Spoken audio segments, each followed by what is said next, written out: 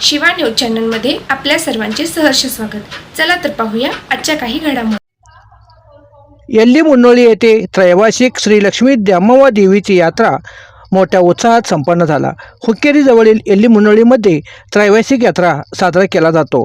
दिनांक 24, 25, 26 रोजी भव्य यात्रा संपन्न झाला। रोज वेगवेगळे कार्यक्रम साजरे करण्यात आले। यात्रेचा प्रमुख दिवशी देवीची भव्य मिरवणूक निघाली होती। ते नाचत वाजत गाजत भरपूर वेळपर्यंत निघाली होती। यावेळी भाविक भक्तांनी भंडारा उधळीत देवीची घोषणाबाजी करीत देवीची मिरवणूक काढले होते। यावेळी कर्नाटक व महाराष्ट्रातून भरपूर भाविक भक्त जमले होते।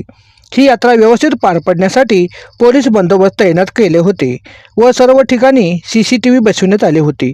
यात्रा अगदी उत्साहात संपन्न झाला।